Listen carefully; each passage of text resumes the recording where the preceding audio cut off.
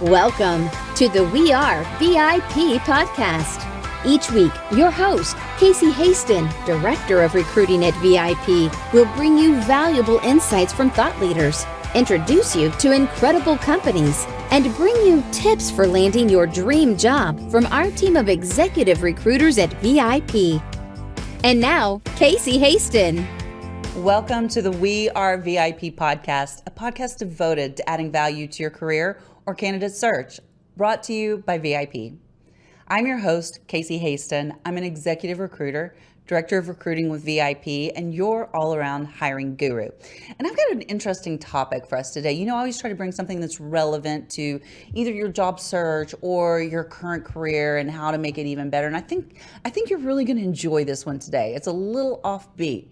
So I'd like to welcome Kevin Koharki, head of accounting at Purdue University and CEO of CAE Coach, a consulting firm that trains C-suite supporters to the CEO how to support capital allocation. Kevin coaches and trains executives and prospective leaders financial acumen so they can make better business decisions, benefiting both themselves and their firm. So let's go find out how important this is. Welcome to the show, Kevin. Thanks for having me on, Casey. It's good to see you. It's good to see you too. It feels like it's been forever since we first met. Only a couple of months, but yeah, it's gone. There's been a lot in between. We have packed a lot in between. So I love to start the show kind of connecting the dots on how I got connected to you. And so I am going to ask you if you remember how we got connected. Yeah, so Daniel Hance, who runs the Catalyst program, was down in Dallas, and I actually teach in his program. And it's a program for mostly transitioning veterans, a lot of special forces and other individuals who are coming out of the military and may not necessarily know what they want to do with their lives, but they know they want to be business people. They know they want to either set up companies or go work for large companies, small companies. And so we try to train them in a whole slew of certain skill sets that they may not necessarily have picked up in the military. They're great leaders, and now we try to give them certain specifics, such as marketing, sales, financial acumen, so to speak, things of that nature. And that's how you and I met, actually. I was on a trip with Dan in Dallas. Absolutely. And I believe we were all originally introduced by Brad McCormick? Correct. Yeah, that was so crazy because I had run into him at a networking event where he and I first met, and we'd had one-on-one, and he was like, "You need to clear your lunch schedule for this day," and this is after one-on-one with him because you need to meet these guys. And boy, was I not disappointed. So I really love the way connections, and when you trust, when someone says, "I need you to meet someone," and you do it. And the beautiful relationships that can come out of that. Correct. Yeah. It's really part of the fun of just. I used to think being in business, but it's kind of just being alive, just doing something, right? It's just meeting new people, new experiences. Absolutely, and ever since that meeting that we had, like my connections have blown up in a different direction.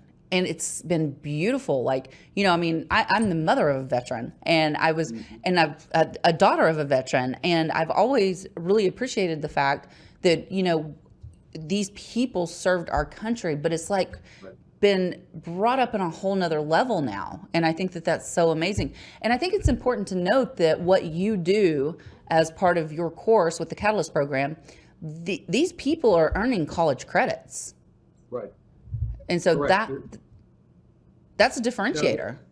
They are earning college credits and in some cases being very quickly propelled into some rather serious positions, making pretty serious money, as a matter of fact. And I'm just proud to be a part of the fact that, like as you said, these people served our country and that we're doing something to help them with that transition. Because as you know better than most, it is a very difficult transition to make for a lot of people. And so Dan's whole goal at the Catalyst is to make it easier and to make these people successful beyond even what a lot of them have ever imagined. Yeah, when I describe the program, I often describe it as a soft landing. That's a perfect way to describe it, actually. I'm going to steal that. Okay. You can use that for your marketing. I won't even charge you. I like it, yeah. So let's talk about you, and let's talk about, what you're doing, how you got to where you are, and what's it like to be a professor and a consultant, but a professor at Purdue University. That's pretty prestigious. It's a bit of a thrill. I mean, I really love teaching students of from undergrad all the way up to executives and whatnot. I did all my degrees at Penn State University, and then was in St. Louis at Washington University in St. Louis for 4 years, and then was really happy when Purdue called me and said, "Hey, we'll give you a tenured offer." And I said, "Oh, okay." And you got a pretty decent football and basketball program there, so I'm sold.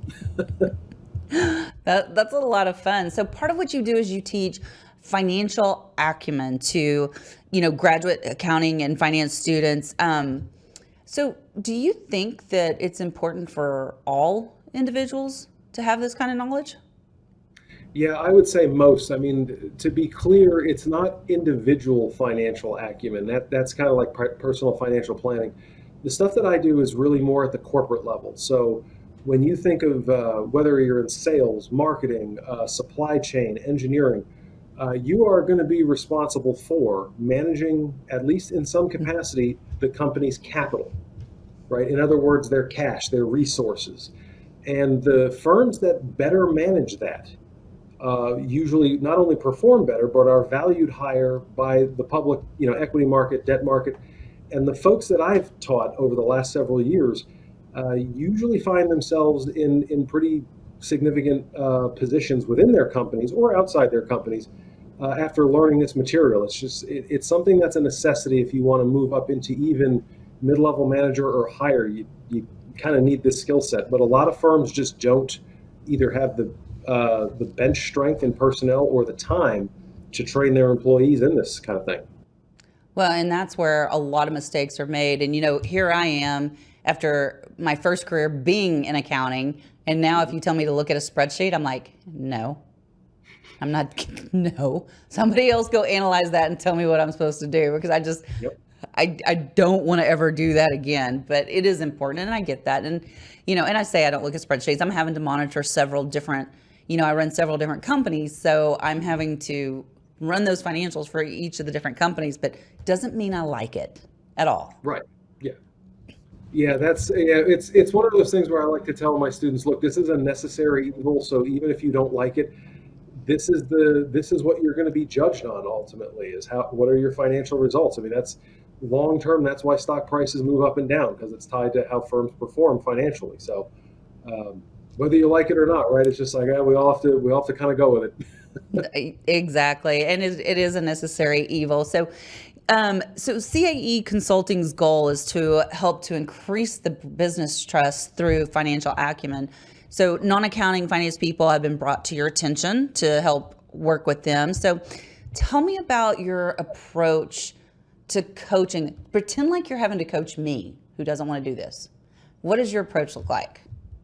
So I love the fact that you use the word trust, because that is a very key function of this. So the way I always start is I tell people, look, when you think about the CEO's number one responsibility, not his or her only responsibility, but the primary one, at least if you believe the world's greatest investor, Warren Buffett, it's capital allocation. And what we mean by that is for every dollar of profit, basically, that a company generates, where are they going to invest that money, and what kind of return are they going to generate on it? So if a company takes all of its capital and invests it in lousy investments, well, sooner or later, the company's not going to exist anymore. So you want to increase the return, as much as you can. Well, the CEO can't do all of that him or herself. It's impossible, right? So when I think of a company like Johnson & Johnson, I grew up, my whole family worked there. You take all this money, you invest in research and development, right? You invest in R&D. Well, if you train people to use that money efficiently and effectively, performance will improve over the long term more than it would if we just didn't provide any training at all. And so what I always tell people is, look, I'm gonna teach you not only how to do this effectively, but also give you a skill set that's going to propel your career forward. Because most people, right, especially if they're my age, if they're in their early 40s, they don't want to just stay in the same role that they're in. They got another 20, 25 years of work ahead of them. they want to move up the ladder or start their own company or what have you, or they're in charge of raising capital for a project at a company. All of that requires this skill set. So whenever I train people and they say, well, why do I need to know this? I say, well, several reasons. If you're responsible for running a product line, a division, a business unit, an entire company, or you aspire to do any of that, this is a must. It's like when you watch Shark Tank and people have, the sharks have questions. It's usually always around eventually the financials, because at the end of the day, if you don't understand that, you're not going to get any money from anybody. It is so funny that you just mentioned Shark Tank. So I'm going to lighten this up for just a minute, just for my own piece, But I have gone down a rabbit hole on Shark Tank lately. So you're absolutely right. But we actually had a speaker at Success North Dallas last week that was talking to us that had been on the Shark Tank. And he was talking about how he watched, I want to say there were like 18 seasons before he came on. And he went back and watched every single episode, wrote down every single question they asked so that he could be prepared. And you're right. That was the thing he was talking about, was they wanted to know the money. How many have you sold? How much does it cost you to make it? How much are you making off of it? All that kind of stuff. And but this one person that spoke to our group got offers from all 5 of the sharks. Yep. Isn't that incredible? It is. I mean, you learn a lot just by watching, because after a while, the questions are somewhat similar. Yeah. And you kind of pick up, okay, I see where they're going with this. Right. And so one of them, there's one shark that's always famous for, what does he always ask for? The royalties? Mr. Wonderful. His name's Kevin O'Leary. Yes.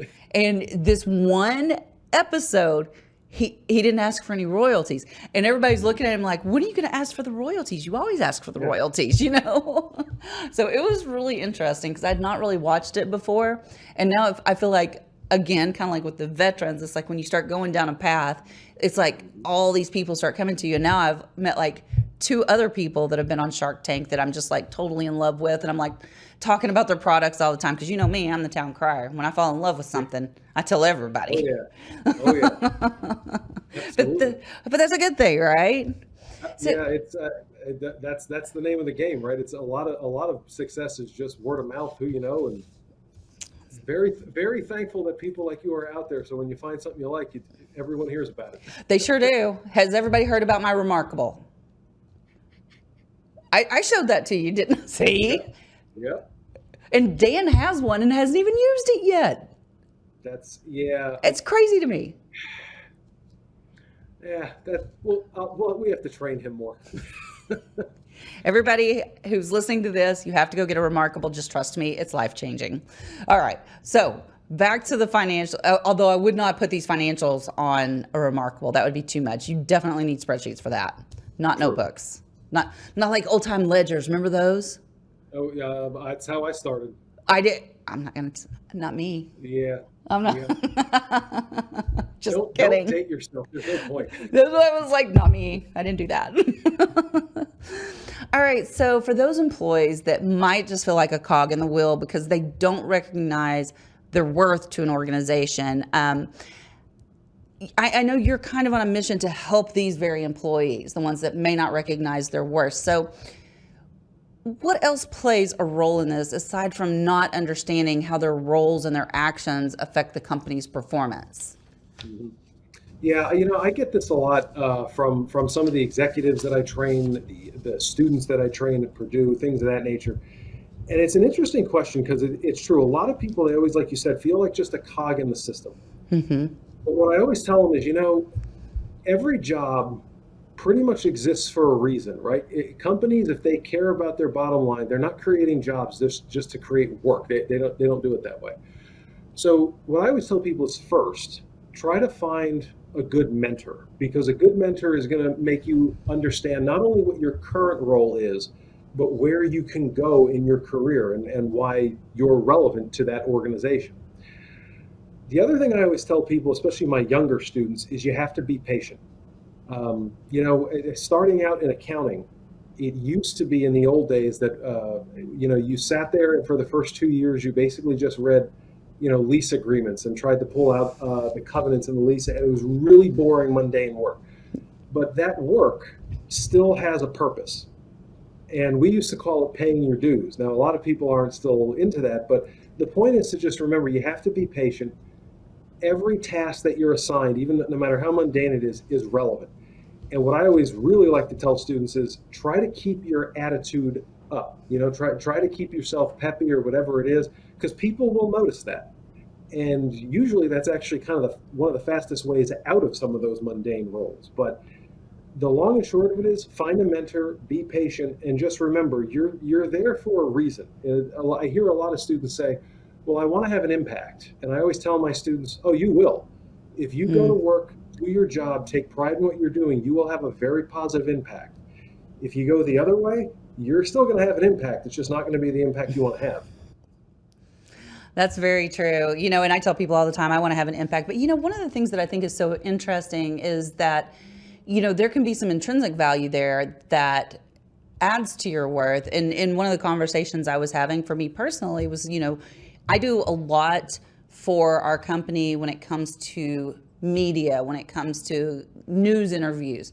And it's hard to put an ROI on that, and because a lot of it's indirect. Like, I will get business because, like, I met you not through VIP, but through another Successful in Dallas.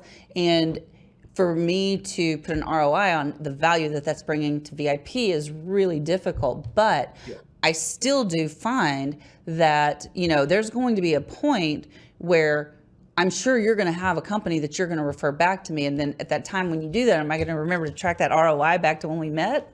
Do you see what I'm saying? It's hard to keep up with some of that. Yep, a lot of it is just, some people use the term networking, which I'm not overly a fan of. I just prefer relationship building. You build long-term relationships, and a lot of times you can't quantify them, but I mean, some of the people that I've met even recently, the number of connections that they've made for me has just been, I don't know how to quantify it. And I think... And even if they don't, sometimes it's just a blast to know these people. Yeah, exactly. I just posted on LinkedIn today about a connection that was made, and the person that introduced me to that person was like, but we can't forget that this person introduced us, and that's why all this started. And I'm just like, it's amazing to me that some of my best friends today have come through those different connections. Yep. Like people I never would have met had I not been networking. Yep. But I do love the way that you described it as relationship building. The organization I run, Successful in Dallas, is technically a networking organization, but I refuse to describe it like that. Whenever anybody asks me what it is, I'm like, it is a premier relationship building organization. Yep. And I think that really differentiates us from the other networking events. Yeah, and I'll tell you, after being at your events, I could certainly see it. It was fun meeting the folks there. I mean, everybody was there with a purpose, and for the most part, it was how can I help you? Yes. Not how can you help me, but what can I do for you? And that really stood out to me more than anything else. Yeah, it is definitely curated to be a group of go-givers, and I think anytime you go enter a room with a go-giver mentality, you're going to receive. Yep. Even though that's not your intention, you're going to receive. It's the law of reciprocity. Yeah. Okay, so I'm going to do a real quick shout out. If you have not read The Go-Giver, that is an excellent book and a must read. So I haven't brought it up in a while, but want to bring it up. Episode 44 with Bob Berg is a great listen to. So, all right. So really quickly, back to you. As a CEO, ensuring effective capital allocation, we kind of referred to this earlier, is crucial for the growth and success of the company. So how can a CEO build trust in his or her employees to execute those capital allocation plans responsibly?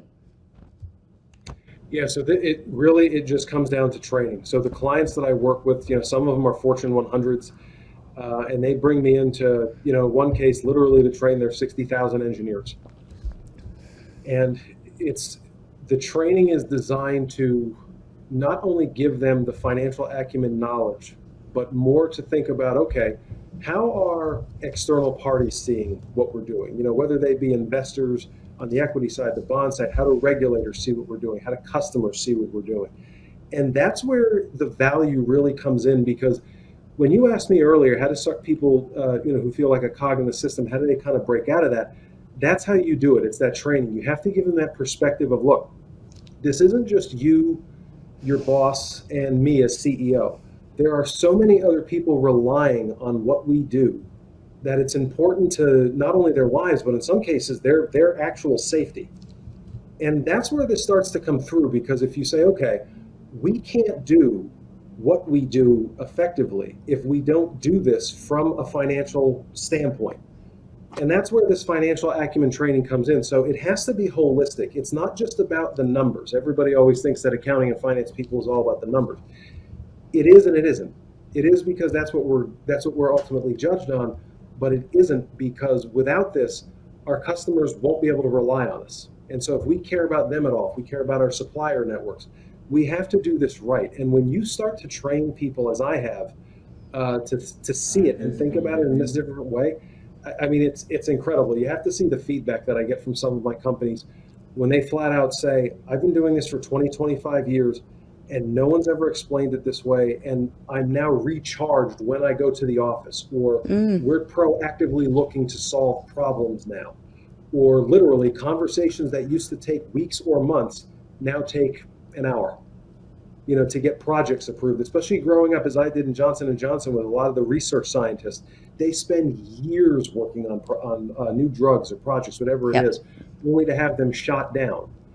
And the reason they're shot down is because they don't speak the same language as the finance team approving it. And the finance team definitely doesn't speak the language of the engineers or the scientists. So when they connect, think about just how the morale within your engineering or your scientific team just improves dramatically. And all of a sudden, these people want to go to work because they say, hey, the stuff I've been working on for 5 years, my professional baby, now I know how to get it approved.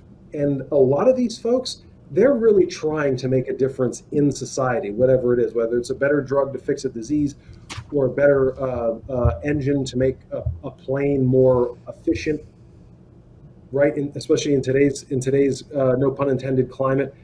And so you really do instill in them kind of a greater sense of purpose, or you enhance that sense of purpose.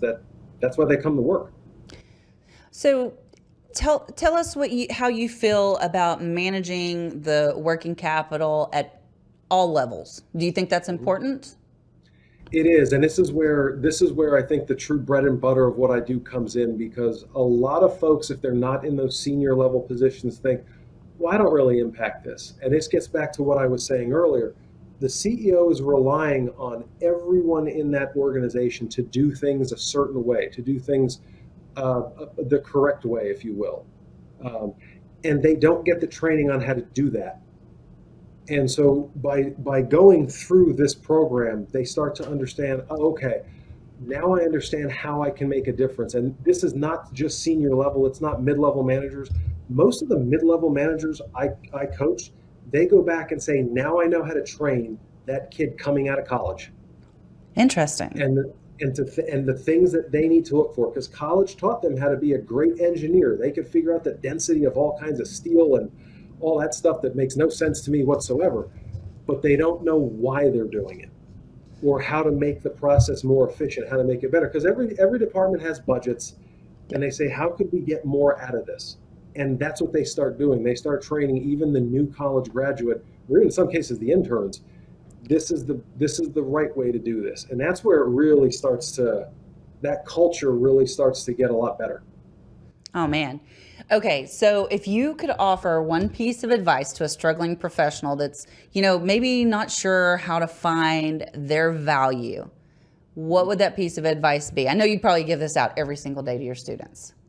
I have to credit my wife with this. She's arguably the most brilliant person I've ever met. So I'm really glad I married her. But she benefited in her career as a consultant, again, just largely by finding the right mentors, because you could find good ones, bad ones, and average ones. Yes. And I always tell people when they're struggling, try to find one, a good mentor. Two, even if you have a great mentor and that doesn't work, at some point you have to ask yourself, am I doing what I really love doing? I mean, that's the benefit to what I get to do. And Casey, I know it's the benefit to what you get to do. You and I get up every day and love what we do. Yep.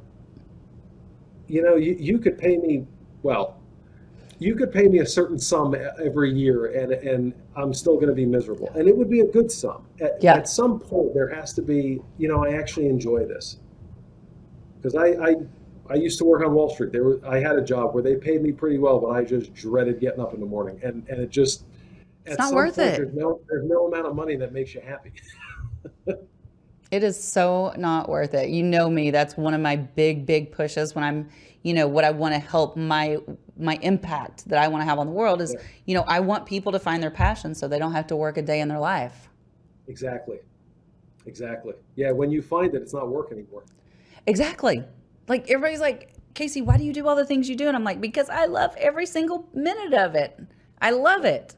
And so now, do I have to crash every now and then? Yeah, I do. But I recharge and then I'm back at it again. Mm-hmm.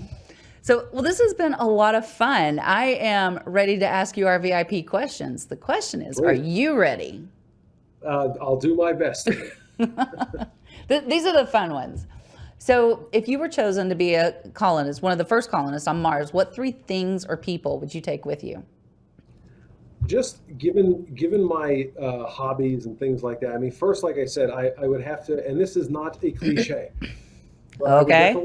I would definitely take my wife because she really is my best friend. I mean, we talk about everything, we always have, and we've always just been comfortable with each other. So it would be very hard if she wasn't by my side. The second thing, I love to work out. I've been doing that for 29 years. So I bring my gym equipment. And then on the other side of the house is the pool table. Well, you got to have fun. Exactly. There's got to be some. I didn't know if you were going to allow me to say I'll bring my bar, but that's right by the pool table. So we're going to lump those into one thing. Oh, okay. Okay. We can do that. It's a package. Yeah, that's right. Okay. So what's one thing you do each morning to set your day up for success? Honestly, I mean, I'm one of these silly people that really enjoys working. When I'm not skiing, I really enjoy working. So for me, most important thing, you got to have breakfast. Otherwise, my brain is just not going to function. And really to kind of just get the creative juices flowing, I either like to read or write. Sometimes I'll write about stuff that maybe was on my mind the night before and you just start penciling it out. Or I'll read something that was just inspiring. I mean, there's a couple of poems, I don't want to call them poems, but there's a couple of sayings by legendary football coaches like Bill Parcells, Vince Lombardi, my favorite. Sometimes just reading those or rereading those for the 1,000th time just gives me a charge. And it's like, okay, we're going to go. I got up feeling a little lazy. I don't feel lazy anymore. That is, I read a quote every morning too. Yep, so it helps. It's so inspiring. Something else I do is on my signature of my email, I'll have a quote. Oh, and I haven't changed it in a while, but the one I have on there is so good right now. When the student is ready, the teacher will arrive. And I love that Zhao, something like that. But it's been on there for a long time. I should probably change my quotes so that it stays fresh and interesting. It's a good one though. It's a good one though because it's true. Because you could be the best teacher on earth if they're not ready to hear what you have to teach them. It's not going to matter. Doesn't matter. So, okay, my final question: if your life's work was being summarized in a news article, what would the headline be? I think I've actually thought about this, and if it was a headline article, again, I'm a big Wall Street Journal reader, so there's no style to this whatsoever. But I think it would say investor builds organizational trust and propels careers by developing employees' financial/business acumen.